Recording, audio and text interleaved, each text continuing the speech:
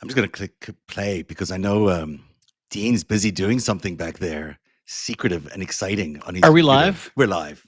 I Oh, know we're hi telling you, everybody. so I thought I'd say hi. Hi, Hi Dean. everybody. Sorry, I was just telling everybody we had tech issues today, so I'm not too sure if they're going to get it on my thing, but they should get it on my thing. Everyone should be getting it. It's just that it's not live on our pages anymore. I think they've changed that at Substack, but it's still live on the main switcher that they have on the front Why do they pages. keep changing everything You so know, much? Substack is growing so big that I think it's basically that is that they're just growing so big. So we'll have to be patient and maybe we'll figure it out sooner or later and we'll get it all done.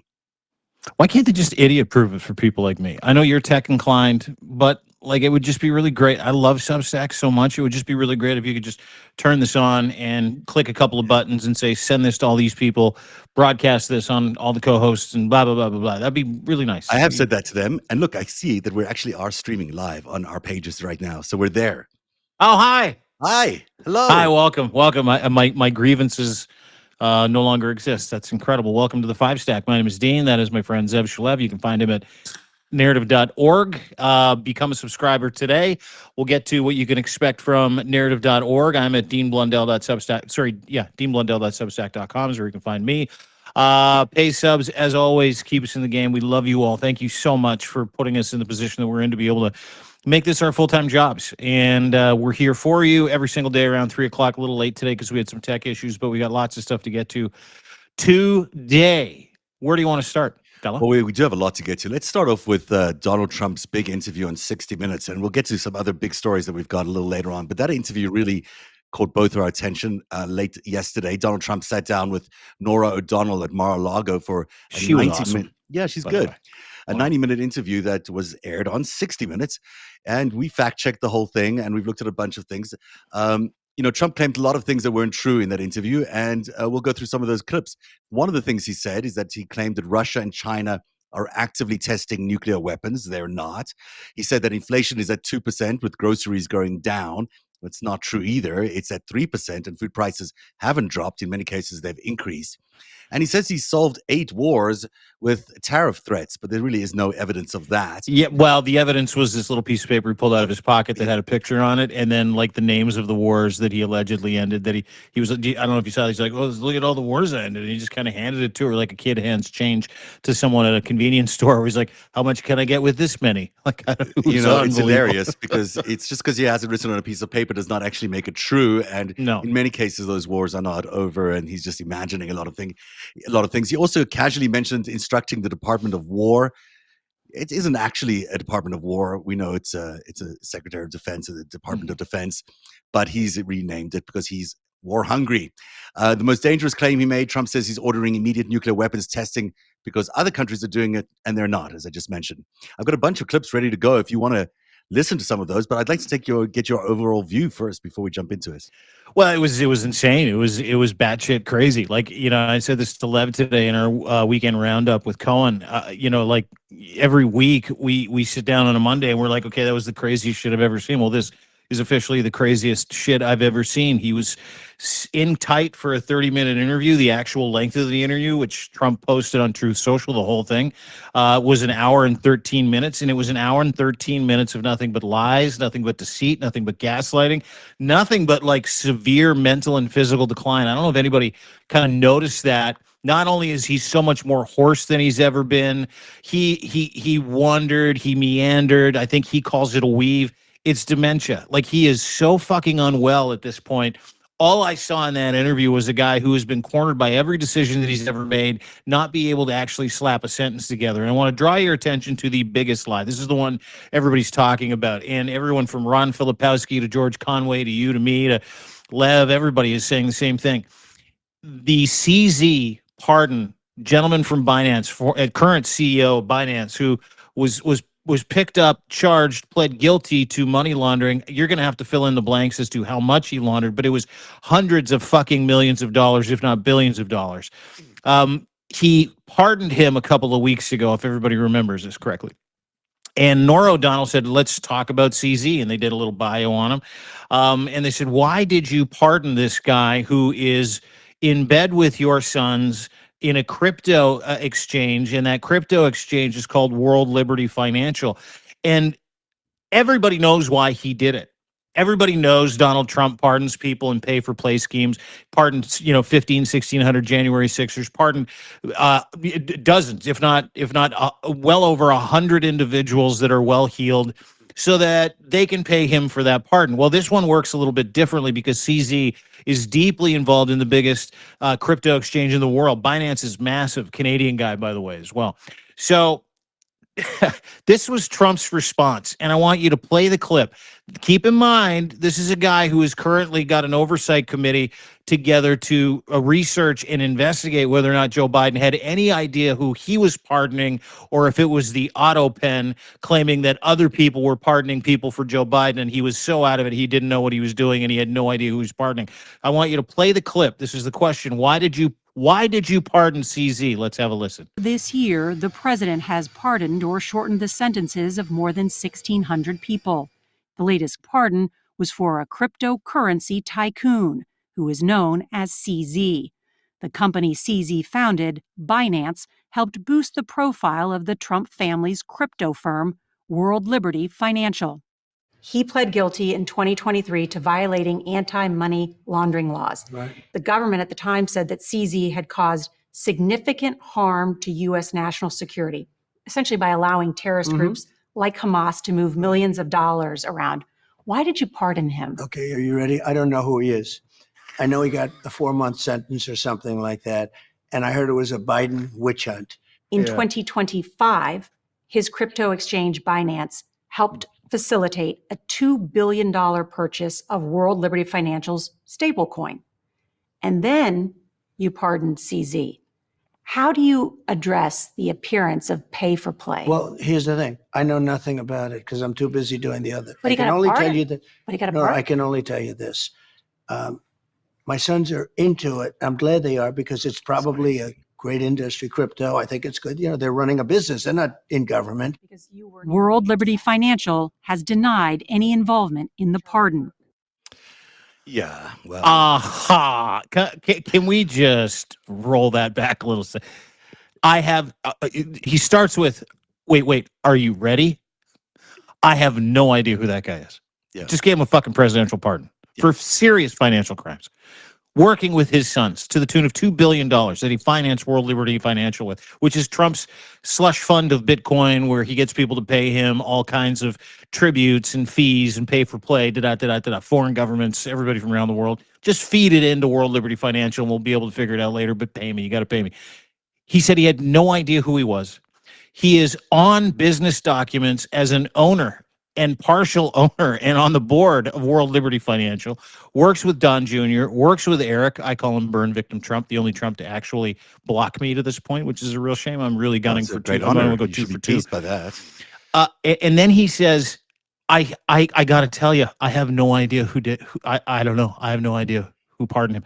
That is the most fucking corrupt, unbelievable fucking statement that dickhead has made to date, and that is fucking hard to do, Zev. It really is hard to do. Look, he's clearly lying. Obviously, he knows what who CZ is and what Binance is. He knows what his son's businesses are involved in because it's his businesses too. In fact, most of the fortune that he's amassed in the last few years, while president as well, in the last year, has been cryptocurrency businesses. World Liberty Financial is why he has seen his net worth climb to as much as, by some estimates, $10 billion for the entire family. So he knows exactly what it is. And he knows what it is because he's busy collapsing the US economy in order to benefit from this at the end of the day. We'll get into the story later on that I just posted on narrative.org. There are increasing signs of collapse in the US economy. And many people, and I'm one of them, have long believed that this presidency is all about making cryptocurrency happen. And the way to make cryptocurrency happen is to collapse the US dollar. So cryptocurrency becomes the safe harbor that everyone runs to.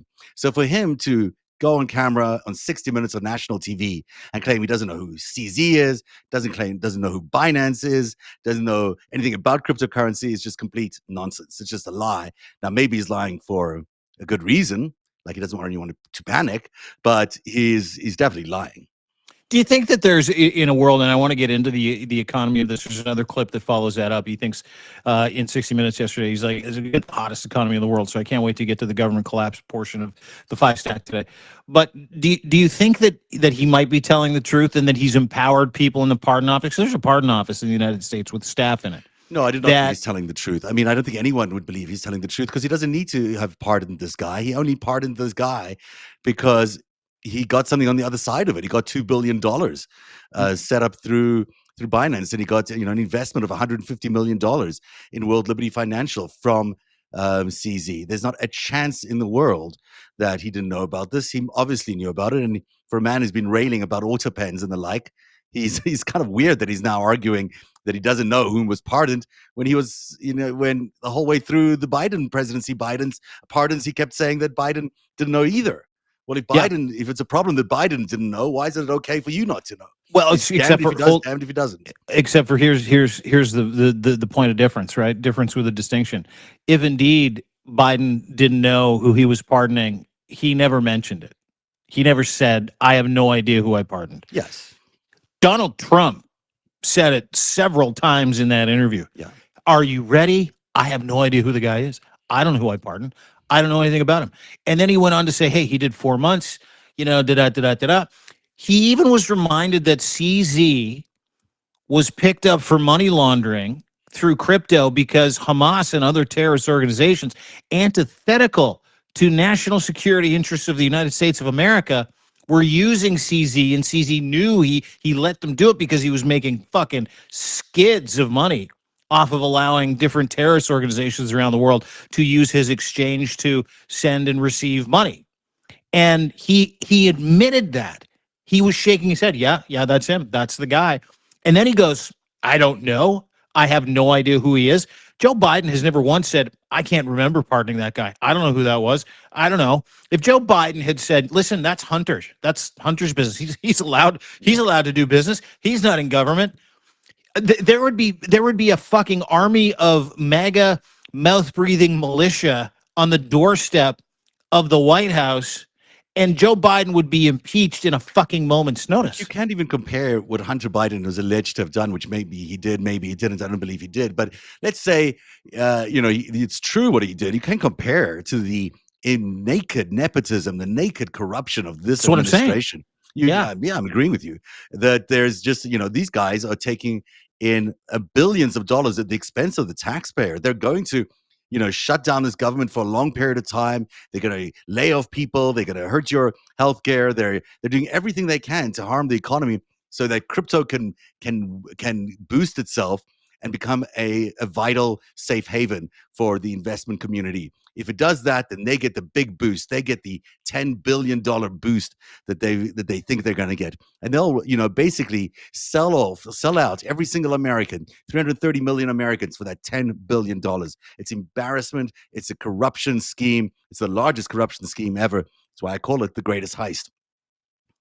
Yeah, no, it is, and you're 100% right. What is behind that wall? And here, let's just focus for a second on the Epstein files, because what we're seeing from J.P. Morgan Chase and J.P. Morgan Chase and Jamie Dimon, and these new SAR reports that you've been dogged about. I don't know if you saw some of the detail within those 4,700 pages were released. Oh, I looked at every single one of those pages this weekend. Dude, and I posted a story yesterday. This is what that avoids. Right. Yeah. This is what this crypto exchange, this Bitcoin bullshit, this self-enrichment, it avoids any kind of paper trail or any kind of suspicious activity report to be able to send and receive money for all kinds of nefarious shit. And that is the only thing Trump is doing. Like, that is the only way he is enriching himself, because he knows he can get away with it, because they own the exchanges, and the people who own the exchanges and the people who develop the tech, they own them. CZ is like he's a pioneer in the space. He's a pioneer in the space, but let's remind people this space is all about organized criminals. It's about drug traffickers. It's about terrorists. It's about every bit of the worst kind of money flowing around the world. This is the center of money laundering, is cryptocurrency. This is not used by... Well, and if you're Trump, that's the most important guy to have at the centrifuge of your fucking criminal enterprise. You need him, because it is a criminal enterprise. The question that I have around JP Morgan and Jamie Dimon, and I went into this in a post on narrative.org over the weekend, is their involvement with Epstein is bizarre. You know, knowing that he was a sexual offender, knowing that he was, convicted of that 2008, even though it was a reduced charge, they didn't back down on him as a client. They, in fact, stepped it up. They made him a close advisor to all their senior executives on the key issues. It actually seems to me that what they did, or what Epstein did with Ehud Barak, is turn the bank, America's largest bank, JP Morgan and Chase, into an asset, a intelligence asset, which then they could use against the consumer to create the 2008 crash. And that is the premise of The Greatest Heist Book 2, which is if you thought Greatest Heist Book 1 was sensational, this one is mind-blowing. It's explosive what comes out, because I really pulled together all the different pieces that proves that Jamie Dimon and Jeffrey Epstein were in cahoots, basically, in conspiracy, whether he was completely aware of it or not, I'm not entirely sure, but they were certainly being used to contract the market, to crash the market in 2008. And ironically, what we're seeing happening right now in the news right now, as the greatest heist happens, is that they're doing it again. And this time they're doing it with cryptocurrency. But it's the same fundamentals that we'll get to in a minute that I see in the market today. The same fundamentals that happened in 2008 are beginning to show up today. And even though the stock market might be booming, you may not know it, but the economy could be crashing. And that is all the same scheme. It's the same people doing the same thing, only this time it's Donald Trump running up the markets, but he'll be sure to benefit off it when it crashes, because he's got those cryptocurrency holdings that he has. And that's the problem. Yeah, it is, and it's a problem nobody's paying attention to. It's a problem that somehow he's been able to justify away. And the American public, I mean, I love y'all, but this is one area that you can make something stick, because numbers don't lie, right? And you follow the money, numbers don't lie, but they're having a hard time following the money because no one's allowing them to. No one's allowing investigation. This is traditionally where Congress has oversight. This is traditionally where, the office of the special counsel will get hauled in, and then, they would investigate everything. And in a perfect world where you have legitimate politicians interested in the oversight of the business of the United States of America and the taxpayer dollars of 370 million individuals, this man is running around abusing that privilege, and there is no oversight because the government is shut down. Why is the government shut down? Because of this, because he can continue to beg, borrow, steal, and thieve. He can continue to conduct all kinds of criminal activity behind closed doors. And the other reason is that Adelita Gravala wants to get sworn in, and they got 218 signatures for the Epstein files. And to your point, you talk about the greatest heist and who's involved. The Epstein files are a door into a massive covert influence operation in the United States. And if you read any one of those 4,700 pages, and I didn't read all of them, I read a few. And when I say a few, I mean the ones that had the most damning information that were readily available on social media. You can see it, you can feel it, you can smell it. It's $1.1 billion that was flagged for sex with girls, $100,000 payment to a rub and tug, money that came in from Russia, $1,000 Christmas gifts for hundreds of young girls around the world. Depending on where you are, that's the kind of money that you got. It's in those files, dude. I don't want to go through those fucking files. Yeah, I mean, I don't want to give away everything that I'm publishing, The Greatest Heist, but I can give you one thing here. When you really look at what Jeffrey Epstein did with JP Morgan and how he became the number one client at JP Morgan, just on service fees alone, you have to wonder, if someone is just an investment advisor, how he's the number one client on service fees. Normally that's maybe a 0.5% kind of commission that you'd pay the bank. He was paying a lot more than that, because, how do you get to be a $60 million client of JP Morgan's? Well, you're moving a lot of money through your bank accounts that are not your own money. He was only worth about $600,000 maybe at his death, on paper at least, but somehow he was moving billions of dollars through there. Well, whose money was he moving? What kind of stuff was he moving? I can't reveal it all, but there is a stunning revelation coming up in The Greatest Heist around how Epstein may have triggered the 2008 collapse, in the same way that you're sort of seeing Donald Trump do the same thing right now.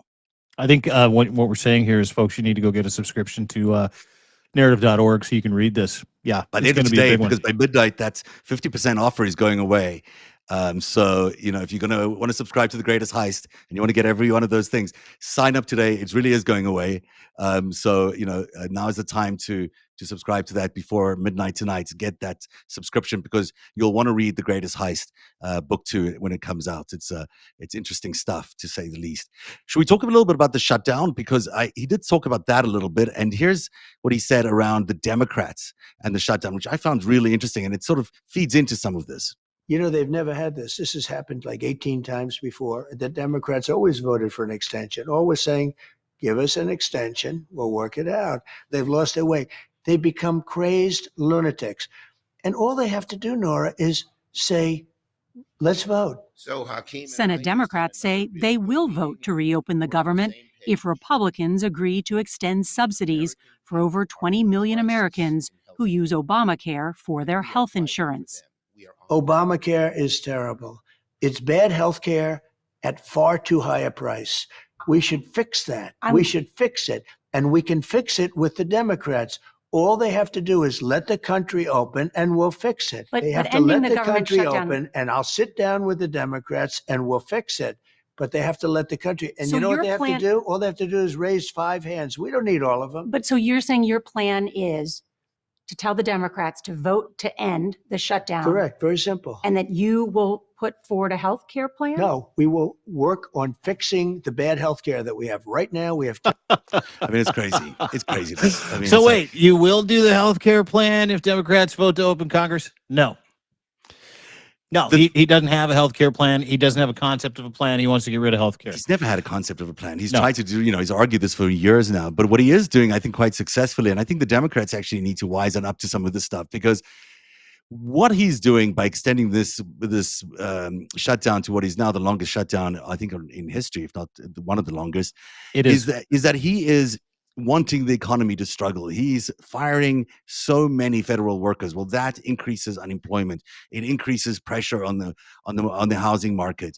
He is also trying to make people suffer so they can't pay their mortgage payments. He wants to see the 2008 crash actually happen again, only worse. So he's piling on as much as he can by cutting off SNAP, by cutting off Medicare, by cutting off Medicaid, by increasing the unemployment. He reckons that there's enough pressure in the economy for there to be a collapse. And the collapse means it's a boon time for him, because he can then see cryptocurrency become the safe harbor that it is in some countries. You look at what happens in Argentina. A lot of money is transferred through stable coins because people don't trust the regular market. They want the same thing to happen to the United States. They want basically to become like Argentina's economy. Yeah, that's a great point, and it really has. I mean, there's a point yesterday where you talked about how hot the economy was. He's like, we're the hottest country in the world. We've made 22 million in tariffs and money from other countries, leveraging different guys. 22 million. Can you believe it? Biden never thought. All of it is a lie. And again, you have to preface everything you talk about when you were doing revisionist history with a Trump interview where he talks about how successful he is with the idea, and it's really important. It's bulletproof. It should be a boilerplate that you put atop every single video that you see that Trump puts out. That man is a fucking pathological liar who is failing miserably. His approval rating now around 32, 33%. That was just announced today. Historic lows, never been this low for a president in the history of the United States. There are several sectors. You hear about sectoral trade, several sectors that Donald Trump is currently bankrupting that are in deep recession. Supply chains, specific supply chains and sectors and supply chains in deep recessions today. The dollar has never been lower. The stock market is a mirage. It's pump and dump. It's how can you tell people a great story? How can you tell people you're making money? And Donald Trump is ginning up the stock market to make it look like he's not the biggest failure in the history of the United States and the presidency itself. And all you have to do at this point, is be able to read or be able to visually see what's going on. And there are so many people that cognitive dissonance is such a big deal. They don't even want to read it. They don't want to look at it. They'll just continue to download that information from Donald Trump. Yesterday, when he talked about how, which was incredible, he's like, stock market's at an all-time high. Nora O'Donnell was like, hey, listen, not a lot of, there are some Americans that are in the stock market, but not everybody's in the stock market. And he goes, 401ks, then everybody's got a 401k. And he's like, 401ks, they're great. And then he just kind of moved on. What you don't know is that most 401ks have been fucking punched in the face over the past, I don't know how long. He is presiding over the worst economic disaster in the history of the United States since the Great Depression because of the Smoot-Hawley tariffs. Don't ever, ever take anything that man says about the economy and go, that makes sense, because none of it does. Nothing he's doing makes any sense. He doesn't want to make any sense. It's smoke and mirrors. So to your point, he can crash the economy and cash in 10, 12, 15, 20 billion dollars in crypto promises that he's got from other assholes from around the world and people that are keeping him power. It is like last night's interview. It didn't just defy logic. If you looked at guys like Justin Wolfers, who's an incredible economist, works in the United States, Australian gentleman, he was laughing after that interview, just specifically about him trying to sell everybody this idea that tariffs are still great. And if these tariffs go away, it'll be a disaster for the United States. If these tariffs went away, the United States and the stock market would fly.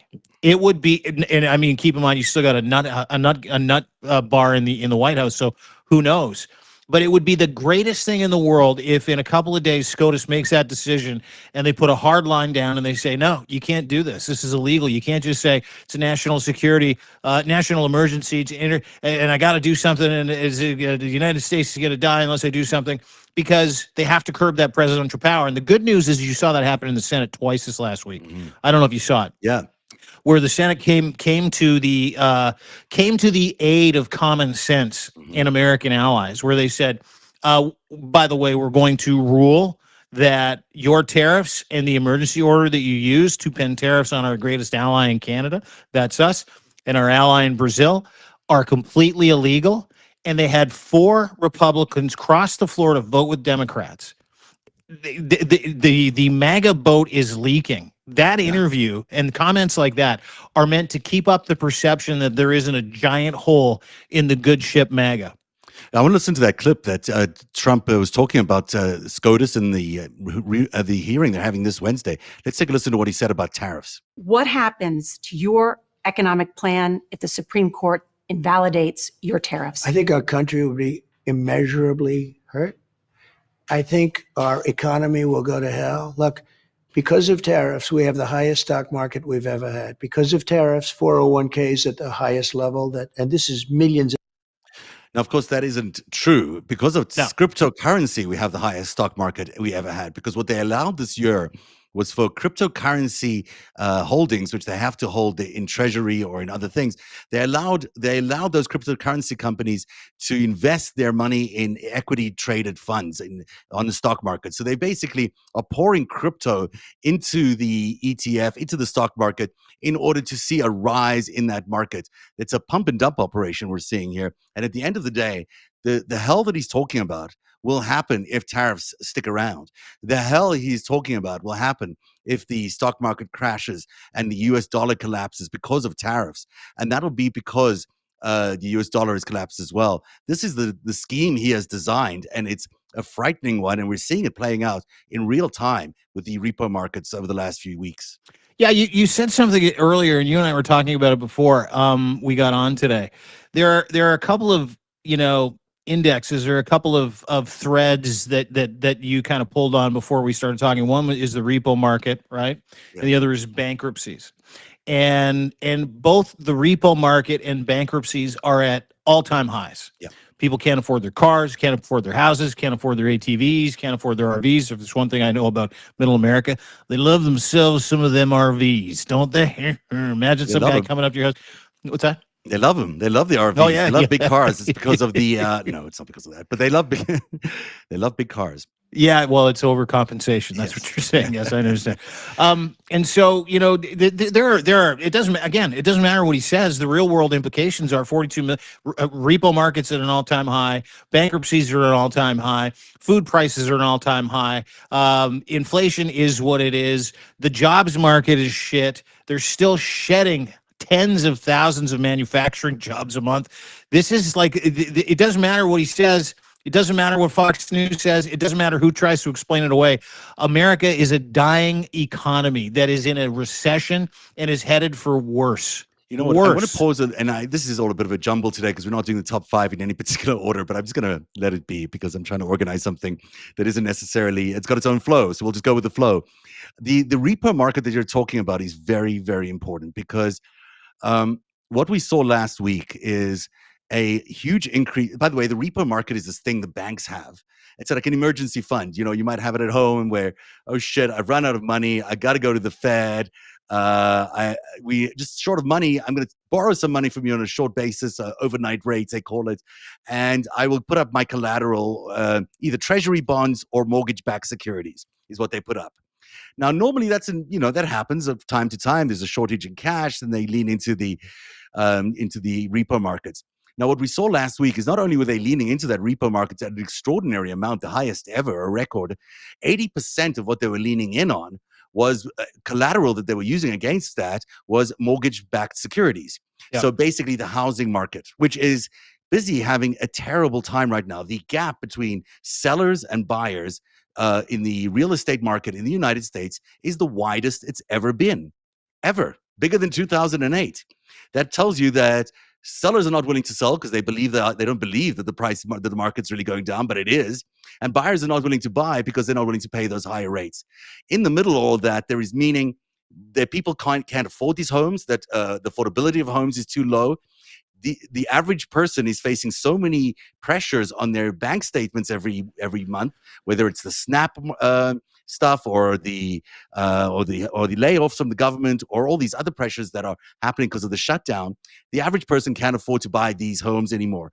And what we're seeing is these banks, knowing that these are questionable loans now, they may not see them being paid back, is busy loading up the Fed with all these questionable loans, which means the entire thing could collapse because it's not only the mortgage market, not only the real estate market, but the backstop for that real estate market that could collapse. And that is a very dangerous sign for us to be in. That did not happen in 2008. In 2008, we didn't have these backstops. But now they're going after the entire market, the real estate market, and the backstop. And that's why this scheme is so dangerous. And people need to pay attention to the fact that this is a scheme that's being constructed by the president of the United States and a network of thieves and criminals around the world in order for this event to happen. And he'll blame the Democrats and he'll blame everybody else. He'll blame the Supreme Court. He may even blame Canada for all of it. But the truth of it is this is a scheme that he is causing.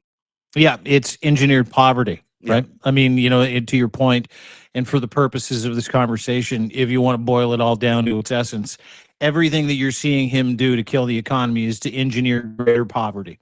But in engineering that greater poverty, they get more control over assets. They get more control over markets. They get more control over banking regulations, et cetera, et cetera, et cetera.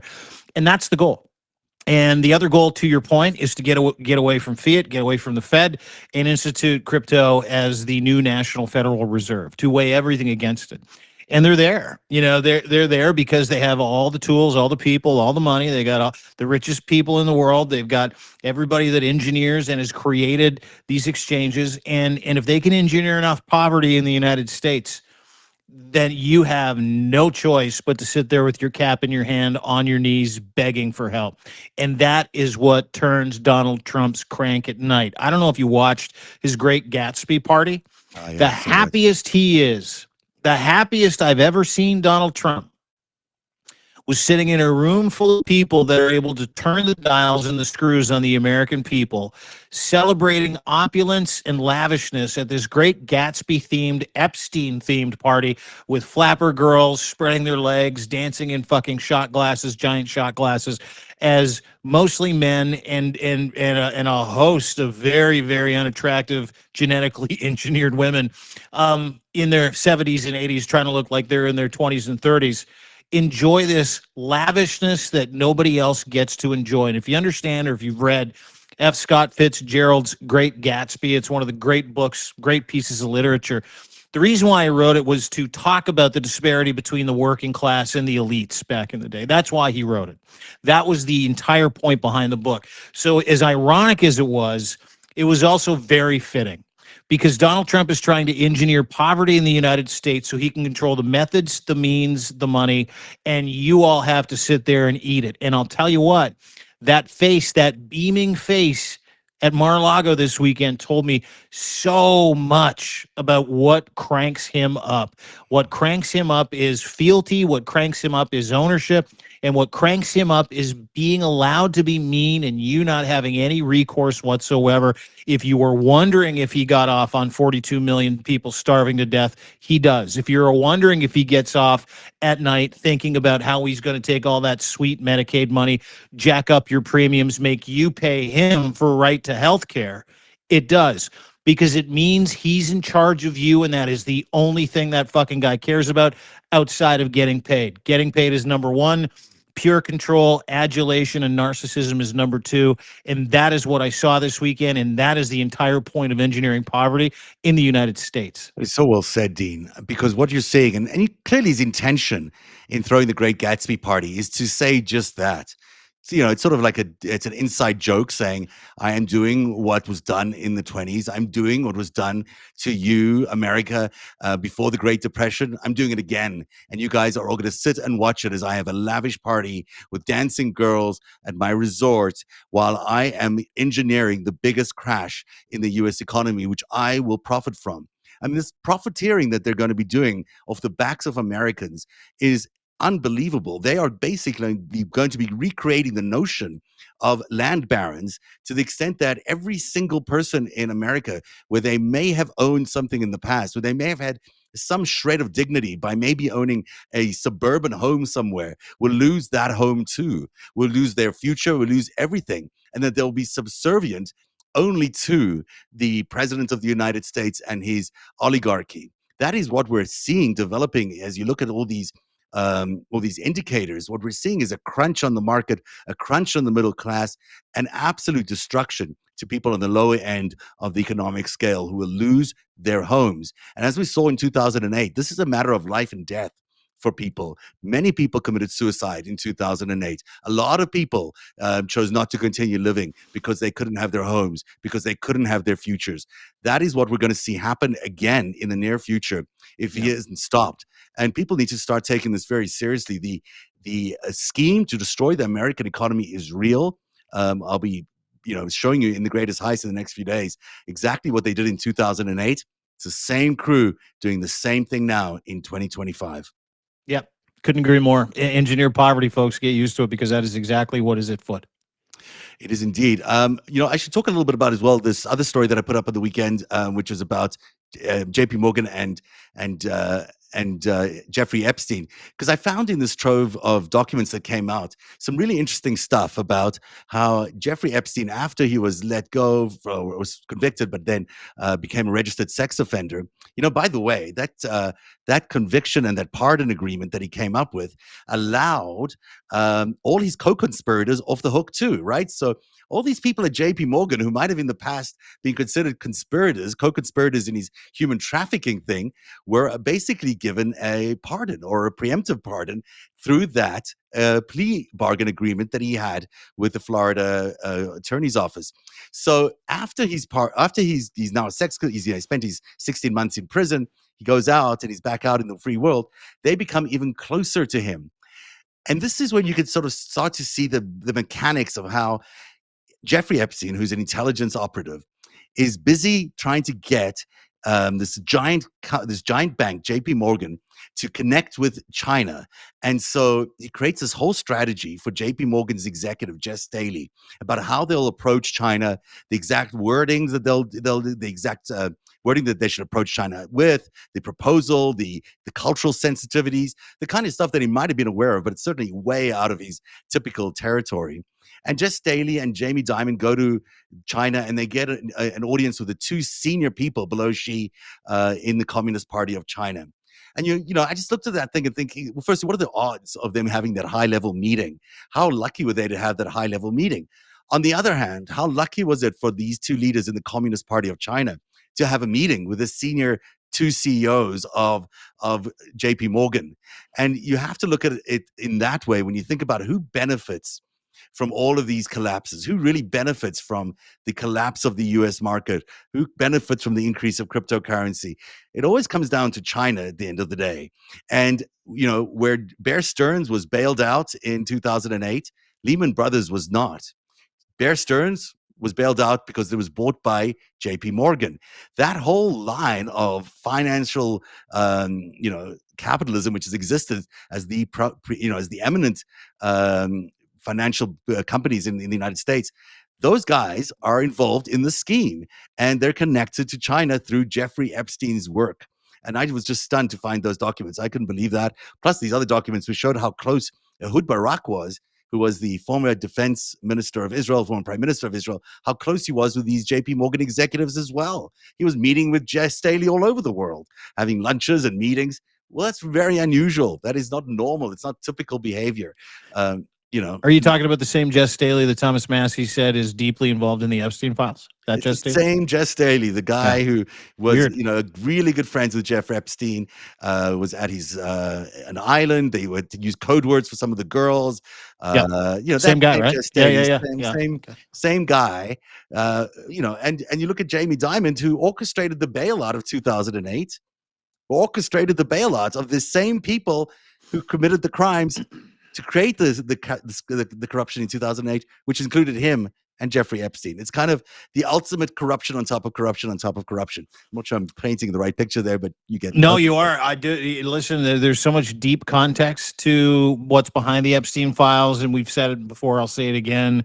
It's a trigger. It's a tactic. It's a strategy. Unfortunately, a strategy that included demeaning, raping, and abusing and trafficking young children for close to 30 years. You're giving me names of people that are now like, JP Morgan, Jamie Dimon, putting out SAR reports that say, oh yeah, we helped facilitate all kinds of transactions, 4,700 pages of them, between Jeffrey Epstein and rub and tugs and massage parlors and strippers and hookers and children and families. Oh, by the way, a lot of that money came from Russia. Some of the money went to Russia. Oh, by the way, there's a couple of Israeli interests that are involved in this. Oh, by the way, there are some big names here we have to redact because we can't get those people in trouble. But all those financial transactions, and again, follow the fucking money. Follow the money. Dictate that everything that you're saying, everything that you're writing in the Greatest Heist series is the tip of the iceberg when we talk about the Epstein files. But it's the second we get names, because this is how it works. These rich men, the only thing that matters to them other than money is not being named in the Epstein files. The only thing that matters to these governments around the world is not being named in the Epstein files, is not seeing a clear path of pedophilia, financial crimes, the who's, the whys, the whens, and the whats. All those details are going to come out. This is why Adelita Grijalva and the state of Arizona are suing the Trump administration for now a 35-day delay in swearing her in, because she's the 218th signature on the Epstein files. This is why the government of the United States of America is shut down, because nobody, and I mean nobody in the Trump regime, including America's rapist in chief himself, wants anybody to know how deep, how bad, how brutal, how corrupt this act of espionage, self-dealing, treason, and sedition when it comes to fleecing the United States of America is, and how fucking deep it goes. It's so true. The horrific things that happened to these girls, you can't say enough about how tortured and victimized they were. It is awful what they did to them. But it actually, in great scheme of things, actually pales in comparison to what's happening to every American right now. Because what we're seeing is America being collapsed, detonated from the inside out, the entire economy being destroyed. And we're going to see it play out. There is a limited amount of time for there to be some action taken. And I hope the Fed, and I hope Democrats, and I also, and this is very important, I hope state AGs are beginning to think about, and even state legislatures are beginning to think about what they can do to protect people from another implosion like 2008. One of the things they can do is delay foreclosures right now. Stop there from being foreclosures like they were during the COVID thing. They passed a delay in foreclosures. They should be doing that right now, because that could be coming soon. They should also be finding a way to disincentivize people who profit off cryptocurrency. In other words, if you're one of these people who's busy stoking the market in order to get your cryptocurrency back-end payment while you're destroying or shorting the US economy, well, you shouldn't be allowed to do that. You should either have to be taxed heavily for your profits off that, or find other legislation which stops you from doing that. They should be closing these loopholes which allow cryptocurrency to be used to be traded on the exchange funds that is busy increasing the stock market artificially. And the Fed needs to make quick action around what to do with the mortgage-backed securities. They should not be allowing these banks to use mortgage-backed securities without there being some sort of control over how much of those mortgage-backed securities can be used to use the repo market overnight. I know this sounds awfully technical, whatever, but it has to be done. People need to start understanding that this can be stopped. It just needs to happen quickly. And because we have an executive that's actually in favor of the collapse, it has to be done by the Fed. It has to be done by state legislatures. And it has to be done by Democrats who need to get back to work. I mean, yes, we're worried about healthcare. Yeah, everyone's very worried about healthcare. The bigger picture is that we could be worried about the entire collapse of the US economy. And if the Dems aren't back at work, that is not going to happen. We will not have people in place in time to help facilitate whatever needs to happen if the economy is crashing. Nor are we able to ask the right questions of this administration, nor, as you point out, are we able to get access to the Epstein files, which are proof of what's going on. So absolutely. I mean, as much as I think the Democrats have done a principled stand here, and I was never in support of it, but still they've been principled about this. It's time to give in a little bit here. They need to get back to work. Trump has got them backed into a corner. He knows he has. He's not going to move because it works in his favor. The longer the shutdown continues, the Democrats need to get back in there and protect America from collapsing. Yeah, I would agree, but I don't think it matters. And actually, I don't agree because it doesn't matter. And here's why: is because if I know one thing about Donald Trump, he is the master of the bait and switch. Mm-hmm. He is going to. And I don't know if do you ever watch the TV show Slow Horses? Gary Oldman's incredible in it, by the way. No, Gary Oldman. Oh my God, he's the best.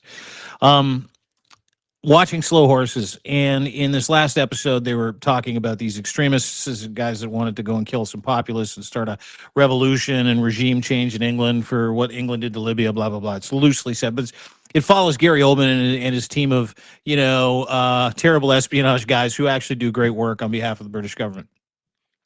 And even though in this one episode, these terrorists were paid $100 million,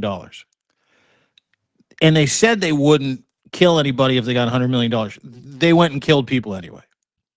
Didn't matter to them. They're not. Yeah. They don't give a shit. They're not there for the same reasons you're there. They're disingenuous. They're extremists. They're assholes. They're in it for the. They're in it for completely different reasons. There's nothing on the level. There's nothing in good faith. Donald Trump is a fucking terrorist. It doesn't matter if the Democrats say, okay, we'll side with you, and you can make those 20 million cuts to Medicaid, and as long as you give these hungry people something to eat, and as long as you we need some transparency around crypto. Do you think he's going to do any of that? He is still going to starve 42 million people. He is still going to take away 20 million Medicaid for 20 million Americans. He is still going to inflict as much pain as humanly possible on the U.S. economy and the citizens of the United States of America, because that is what he's here to do. He's not here to make any deals. He's not here to keep the government going. He's not here to feed hungry people. He doesn't give a fuck about any of those things. And yet quite the opposite. And yet it could be even worse than all of that if the Democrats don't get back in there and do what they can with hopefully some Republicans to backstop some of these incredible losses that we could all be facing. I don't know if you remember 2008, but that was a long, slow, painful recession. Now, it may have impacted a lot of people. I had to take a 10% pay cut in 2008. Thank God I was making a ton of money. You were a big shot, but a lot of people lost everything. A lot of people really lost everything. And with it, we saw this ballooning debt that we always look at and we say, well, how did America end up spending $38 trillion, $1 billion, sorry. The answer is that we had these schemes. We had these people who used our freedom to collapse these markets, to steal America's futures, to steal America's homes. And that's how we racked up the debt. In 1987, there were still people who were prosecuted for that after the S&L crisis. By 2008, nobody was prosecuted for that. No one's going to be prosecuted from now either. But America could face its ultimate calamity, which is the end of the US dollar and the rise of the cryptocurrency as a safe haven, which will mean everybody's assets disappear. Everyone's hard work for decades disappears. Everyone's homes disappears. We'll end up becoming a serf kind of economy where we are basically in a feudalist system and we're just following these barons doing whatever they do. So that's where we're at. It's not a pretty picture, but I hope people realize things could get much worse if something isn't done soon. Yeah, you're painting a pretty bleak picture when you say worse. I don't know if I can buy it. It could be worse. I'm like, oh, can it? I don't know. You let us have it there. I'm sorry. I know. I wish we had better news because I spend way too much time analyzing these things, and I get into the analysis of it, and then I'm like, oh yeah, look at all this and look at that. Yeah, I wish I was wrong. I wish I was wrong about all of this. I don't think I am, and I don't think you are either. But I think it also underscores the importance of 2026. It underscores the importance of free and safe and fair elections. It underscores the importance of, watched Barack Obama give a crazy, unbelievable speech yesterday at a Spanberger rally. And he kept repeating the same thing. He'd cite, damage that Donald Trump has done to the American people, damage he's done to the economy, the corruption decided. And people, every time he said one of these examples, people go, boo. And Barack Obama go, no, don't boo. Vote. Yeah. And tomorrow people get a chance to vote. Voting in this election, and I was encouraged because I saw some numbers come out of New Jersey yesterday, that the Democratic vote is up 15%. Early voting is up 15%. There could be an earthquake this week because we have a couple of special elections that are going on. Right? And the New York City election, that could be a big one. New York mayor is going to clearly go to Zoran Mandani. And if that happens, we're going to see a radical swing that we haven't seen before in American politics, and one that's we sorely need to have. And did you see that the Kash Patel, Pam Bondi, Steve Witkoff, Donald Trump, and his cabal of people are trying to figure out a way to charge him with something like immigration fraud, or mortgage fraud, because they're trying to paint the picture that he's a radical left immigrant who's here to take over America and spread the woke virus to people and give away your money and buy state grocery stores and all these other things. I mean, so he's a very capable brown guy. Is that the thing that they're trying to charge you with? Yeah, that's the problem. Yeah, being a capable brown. It's illegal to be a capable brown guy in America. We don't like those people, especially in power. So they'll do everything they can to bury him. I mean, it's fat. You want to hear what he said yesterday about Zoran? I mean, it's kind of like. It's just a short little clip here, but it's not. Oh, yeah, please. Coming up Tuesday, we asked the president about the highly anticipated mayoral race that includes former New York Governor Andrew Cuomo and Zoran Mamdani. Zoran Mamdani, 34-year-old Democratic socialist. He's the communist, not socialist, communist. He's far worse than a socialist. Some people have compared him to a left-wing version of you, charismatic, breaking the old rules. What do you think about that? Well, I think I'm a much better looking person than him, right? But what if Mamdani becomes mayor? It's going to be hard for me as the president to give a lot of money to New York because if you have a communist running New York, all you're doing is wasting the money you're sending there. So I don't know that he's one, and I'm not a fan of Cuomo one way or the other, but if it's going to be between a bad Democrat and a communist, I'm going to pick the bad Democrat all the time, to be honest with you. Well, there you go. That's a reason to vote in a certain direction tomorrow. By the way, Zoran Mamdani is not a communist. No, he is a liberal socialist. You can talk about socialism and the way that they have, weaponized the word socialism, the way they've weaponized liberalism, the same way we've weaponized conservatism. Zoran Mamdani is a very, very smart man. Who is a very community-oriented, free-thinking man of the people. He is not also, and this is very important, he's not tied to any lobby groups. He's not tied to any pharma companies. He's not tied to any of the same bad actors that like to get their money hooks into the establishment and establishment people like Andrew Cuomo, who, let me just remind everybody, got turfed from being the governor of New York for playing grab ass with some of his aides. lied about old COVID people, numbers. yeah. Yeah, lied about COVID numbers and old folks. And, like he is not just establishment. He's from an establishment dynasty, the Cuomo family. And he's also hired former Trump lobbyists, former Trump strategists to help him. They're using the same people. Of course they are. And they're working with the same people. They need money. They need influence. But Zohran Mamdani, he has captured the imagination of a country that is so sick of both the Republican Party and the Democratic Party and the establishment and the money and the lobby that keeps them poor, them sick, and them in a class that is 4 to 5 levels below steerage when you compare it to the people like Cuomo, like Trump, and all these establishment dickheads. And that's the encouraging thing for the biggest city in the United States of America and one of the biggest cities in North America or the world, is that is going to be an earthquake. And so Donald Trump is going to do everything he can. And if you think he's not going to try and paint him as a commie who's here to kill you, take away your rights, take away your freedoms, he's a commie who's going to make it impossible for you to make money. And if you don't think he's going to reach into his IEEPA bag, yank out some kind of emergency order and say, now, I need to arrest Mr. Mamdani and I'm going to appoint Governor Cuomo to the position of mayor of the city, you're crazy. He's going to do it. He's going to try. I mean, maybe he'll try, but the reality of it is you can't stop this kind of movement. What's happening in America, and I'm so glad you pointed this out because it's a great way to end the show, and it's the important button that really needs to be landed on. America's tired of both the Democrats and the Republicans. They see them both for who they are now, and neither of them are impressive. And when you see a man come up the middle and the establishment on both sides is not supporting him, well, then that's a man you want to be electing in office, because he's different, he's smart, he's capable, and he's offering solutions that haven't been tried before. And we really need it. America is being victimized by a lot of people, but it's also been victimized by our corrupt parties. And it's absolutely time that we start dealing with all of that and replace it with something that is clean and responsive and responsible to the people, because that's just where we need to be. That's where we're at. There's no other option, really. The other option is complete decimation.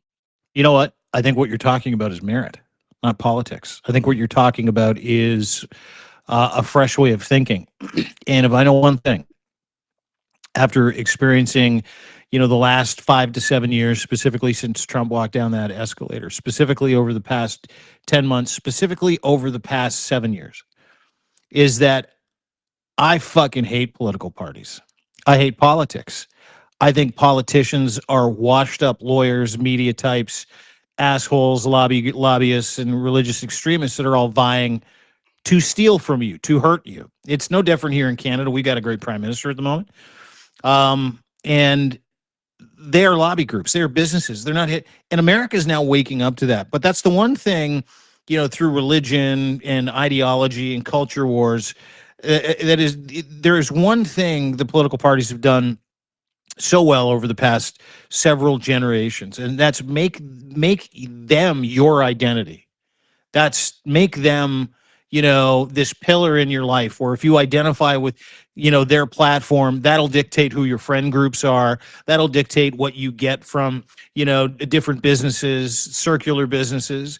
They've literally ingrained it into religion. They've literally tried to meld politics and the business of their business in stealing from you and hurting you into your religion and your faith so that they can continue to fuck you. I mean, there's no other solution other than that solution. And to see a guy like Mamdani come out and go, I hate them, I love you, and I'm going to do this for you. Come with me on this journey. It has been a spectacular eye-opener for a guy like me here in Canada, because we need that in Canada.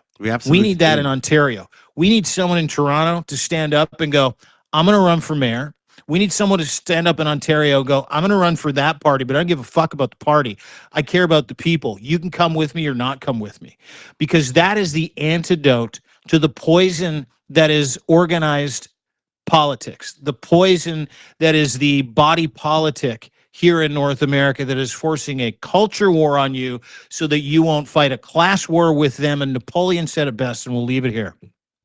Religion and politics, by and large, and say what you want about Napoleon, he wasn't a great guy. Religion and politics exist so that the poor don't murder the rich. That is very, very true. That's the FiveStack today. DeanRundell.substack.com is where you can find all of Dean's great reporting. And he's a lot of good stuff on there today. You got to check it out because it includes all the tariff and SCOTUS buildup, plus what Scott Bessent said about Mark Carney. So it's a definite subscribe. Scott Bessent's like, Canada's going to pay. What is that? It's like The Godfather. You aired an ad, so you're going to pay. I mean, yes, you aired a true ad in our country, and it's election interference, and you must pay a price, is what he said. You spoke the truth, and you will pay the price for that truth, Canada. Okay. Well, we're waiting. So we're waiting. And I'm sorry about the Jays, man. I'm sorry it didn't happen, but that's okay. I still haven't been able to watch any highlights, by the way. Rude. No, I know, and I swore I'd never be this kind of sports fan. But you I get so into the Blue Jays run and watching how they lost. I'm so proud of the team, proud of the city. I just can't. I can't bring myself to watch a second of the replays. Like a buddy of mine said, he goes, I'm just going through last night's game, and this is concerning. I'm like, you're going through it? You're gonna do it? What are you doing? It's torture, man. Yeah. That is the FiveStack. You can catch my stuff at narrative.org, narrativ.org. Check out The Greatest Heist when it comes out later this week. And we'll see you again tomorrow at 3:00. Have a great one, Dean.